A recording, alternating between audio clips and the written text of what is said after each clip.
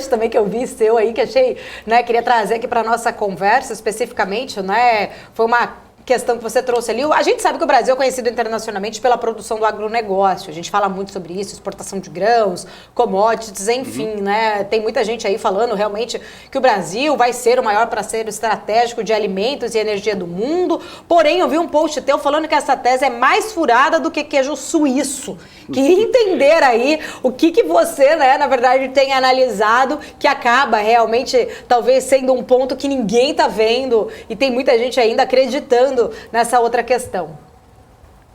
Bom, na verdade, eu escolhi esse ponto para trazer para vocês porque eu tenho visto já há muitos meses, né, uma guerra de narrativas, seja às vezes por motivação puramente ideológica, o que para mim nunca fez nenhum sentido, porque nós, como traders ou investidores, a gente tem que pensar no cenário da maneira mais fria possível e como remunerar o nosso capital ou o capital do nosso cliente.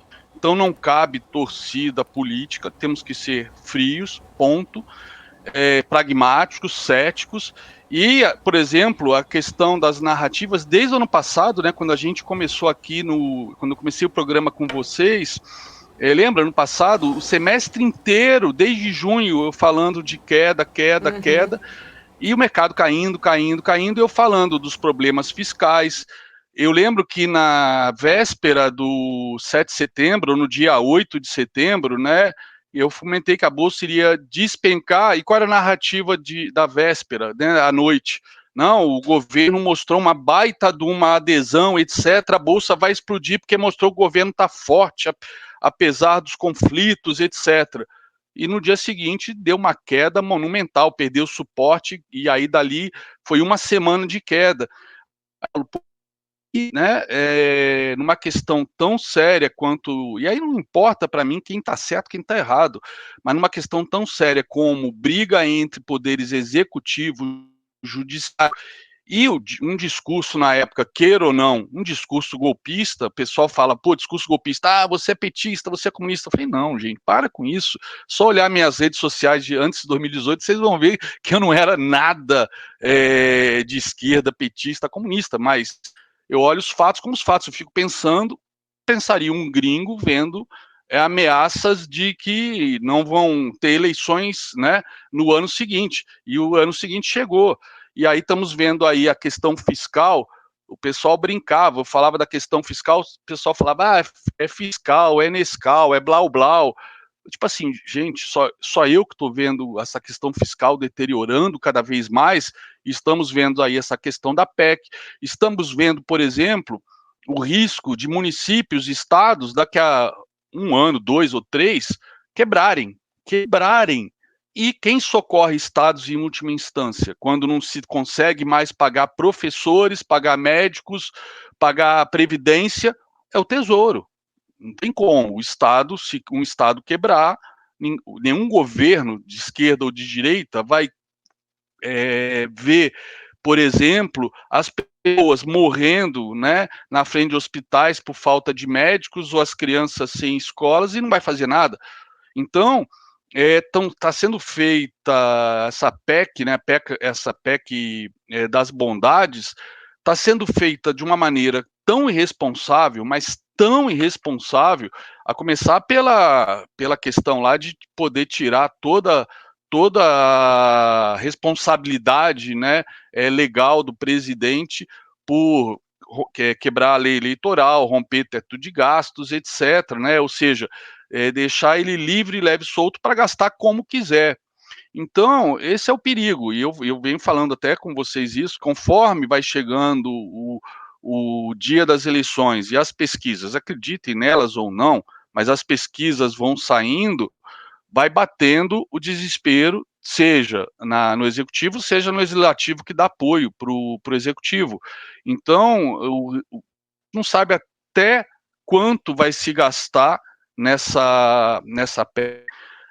O pessoal fala, as narrativas mas o nosso superávit, a gente está com superávit fiscal, a nossa receita. Putz, eu acho isso tão desonesto, porque não tem outra palavra para dizer. essa receita maior, a pessoa falava que a dívida ia chegar a 100% do PIB. Pô, só de olhar a dívida de março para maio, que saiu semana passada, aumentou 200 milhões de reais. Já é um quinto de 1 bilhão, né?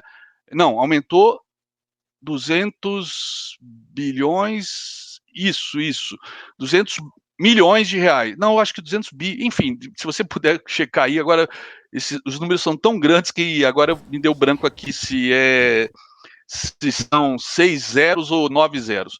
Mas, enfim,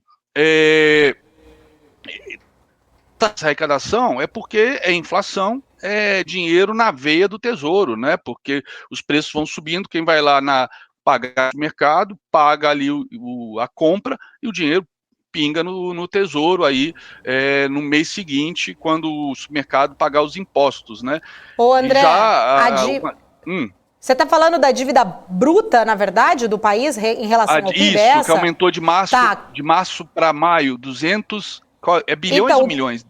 Então, o post que eu tenho aqui, na verdade, do que eu estou vendo, foi do dia 31 de maio, trazendo que o percentual atingiu 78,3% do PIB, na verdade, e que ele, deixa eu ver em termos de número, quanto que seria, mas aí tem um outro valor aqui, eu não sei se é exatamente esse que você estava querendo trazer aqui pra gente, ó.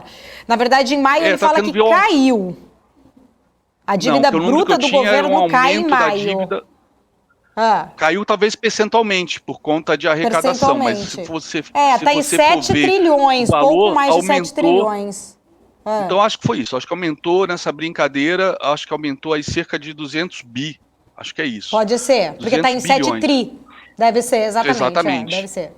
Deve ser bi só mesmo. Que quando você compara com a arrecadação, né, o pessoal fala, o fiscal não tem problema. Como não tem problema? Uhum. E detalhe, eu tenho uma coisa que o pessoal, eu tenho ouvido direto, o mercado tá errado, o mercado tá errado. O mercado nunca tá errado, gente. O mercado, ele pode estar um pouco mais volátil ou não, medindo riscos, né, incertezas essas que, por serem incertezas, é difícil de precificar. Agora, dizer que tá errado, o mercado estiver errado uma hora justa, mas o que não pode é se operar, se investir com essa ladainha, essa narrativa de que o mercado está errado, que está tudo muito barato, que tem que comprar. O melhor exemplo foi aquele que eu lembrei semana passada, né, do Banco Inter, que tinha caído 93%, né, mas que caiu muito, verdade, 93% você olha, né, o efeito ancoragem de quanto valia antes, você fala, putz, caiu muito. Aí vai para a NASA que vai subir, vai explodir, porque lá é diferente, lá as techs, né, tem outro tratamento. Pronto, caiu 40% em uma semana, né, em 2 semanas, depois dos 93, né? Ou seja, o pessoal fica dispersando narrativas, né, de que tudo que está acontecendo são narrativas, né, de que o fiscal não tem problema, que a dívida não tem problema, que o Brasil está num cenário diferenciado, que com a guerra da Rússia o Brasil é maior privilegiado, etc., que o dinheiro da Rússia vai vir para o Brasil e que está barato então o mercado. Realmente, se você olhar a PL, tá barato, tá abaixo do PL da Bolsa no fundo lá de 2016, daquele governo lazarento da nova matriz econômica. Só que o PL é olhar para trás, é olhar para o retrovisor. Vocês acabaram de comentar que os Estados Unidos já está em recessão técnica, né? Uhum. E ano que vem a gente entra numa recessão de fato. Mas aí tem a narrativa agora que diz o seguinte: com a recessão vindo tão rápido, mais rápido que esperava, provavelmente os juros vão começar a ser cortados, né, e a Bolsa vai voltar a subir. E tem a narrativa de que os juros que a inflação é transitória, que a recessão vai botar ela nos trilhos novamente. Cara, isso aí é torcida, isso aí é o wishful thinking, ou seja, o mercado tentando olhar o lado meio cheio do copo, só que nesse momento não tem lado meio cheio nenhum. Quando a gente for olhar os próximos trimestres, o PL que está barato da Bolsa e de repente nos Estados Unidos, ele vai dar um salto, né? Porque vai passar a ficar extremamente caro de novo. Então, se olha apenas nesse momento para o retrovisor e ninguém lembra de que essa é uma situação inédita, que não acontece há 40 anos e que todos os gestores, com uma ou outra exceção da ativa, nunca viveram um cenário como esse, não tem nem experiência de como lidar com isso. Está todo mundo lidando lidando no escuro. Pô, 2 bancos gringos, um fala que o petróleo vai para $60, o outro vai para 380, 2 bancos de respeito, né? 2 bancos de nome. Você pensa o quê? Ninguém sabe de nada. Então, qualquer coisa agora vai ser uma aposta.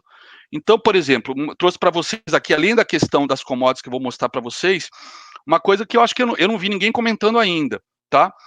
Dia 1º de julho, o Putin mandou para o parlamento, né, russo um projeto de lei para ele ter mais autonomia e liberdade industrial, ou seja, quando a gente estava chegando no dia 8 de maio, que é o dia mais importante da história russa, que é o dia da vitória sobre os nazistas na Segunda Guerra Mundial, dia 8 de maio não, 8 de maio é para nós ocidentais. Para os russos, como foi depois da meia-noite, é 9 de maio.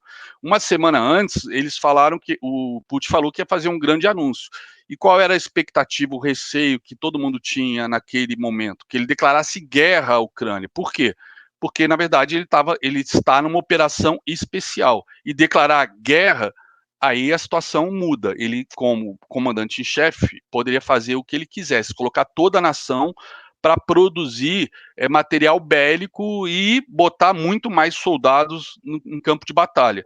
Acabou que ele não declarou guerra no dia 9 de maio. Só que agora, 1º de julho, ele mandou um projeto de lei que no final era o que ele ganharia se declarasse guerra. Esse projeto de lei, que é objetivo a ter mais autonomia e liberdade industrial, diz o seguinte: que ele pode confiscar as linhas de produção de qualquer setor industrial, ou seja, se aquela indústria produz carro, não, agora você não vai produzir carro, agora você vai produzir tanque de guerra. Aquela indústria produz televisão, agora você não vai produzir mais televisão, você vai produzir radar. Se essa uma indústria qualquer produz máquina de lavar, você não vai produzir mais máquina de lavar, você vai produzir agora mísseis, né? E ele vai impor o contrato no preço que ele quer pagar e as indústrias vão ter que aceitar. Esse é o primeiro ponto desse projeto de lei. Segundo ponto, congelamento das leis trabalhistas. Ou seja, ele pode pagar, mesmo em tempo de guerra, as pessoas são pagas, mas ele pode pagar salários menores que o salário mínimo, e os turnos noturnos e de final de semana podem ser implementados sem pagamento de salário. Ele pode tomar posse de todos os bens dos estados, ou seja, federalizá-los e eles passarem para o controle da União, da Federação, e ele pode comprar qualquer equipamento sem licitação. Ou seja, uma outra coisa que o mercado financeiro não está vendo continuam apostando que uma hora, por conta de prejuízo, por conta de energia, do petróleo em alto, da inflação, etc., os europeus vão arregar, os Estados Unidos vão arregar e vão pressionar a Ucrânia para aceitar um acordo de paz. Isso não vai acontecer. A gente está falando de geopolítica. A OTAN, Estados Unidos, Europa, incluindo a Alemanha, né, jamais aceitarão que a Rússia saia vencedora. Peraí, mas e aí? Como é que vai ser? A Ucrânia não vai vencer. Pois é. Estamos numa sinuca de bico que eu não tenho a mínima ideia de qual é a saída, né? Até porque a Rússia está caminhando para isolar completamente, está quase conquistando todas aquelas 2 regiões que declararam independência na véspera da invasão da Ucrânia, né? Donbás, e eles estão caminhando para conquistar todo o território, né, litorâneo industrial da Ucrânia, ou seja, presidente nenhum vai aceitar, né, tipo, imagina o presidente brasileiro, a gente é invadido pela Argentina, né, a Argentina conquista a Amazônia, o Pantanal, etc., e a gente, para encerrar a guerra, de falar, ó, vocês vão ficar só com a região sul e sudeste, né? Nenhum presidente aceitaria um acordo desse. Então a Ucrânia não tem como aceitar isso, só se realmente ela for completamente destruída, aí, sabe, aí sobre um território destruído não tem o que se fazer. E a Rússia, né, a Europa e a OTAN, né, Estados Unidos não vão aceitar que a Rússia seja vencedora, porque foi um ato, independente da OTAN e do Ocidente terem feito, desculpa o termo, cagada, desde a queda do muro de Berlim até, né, ano passado, eles terem cometido erros políticos que botaram a Rússia numa sinuca, levando ela a essa invasão. Agora que a invasão foi feita, não tem como ela sair vencedora. Virou um estado delinquente. Não tem como premiá-lo com, agora você fica com todo o sul da Ucrânia e a gente assina a acordo de paz. Isso em geopolítica é impossível, não rola.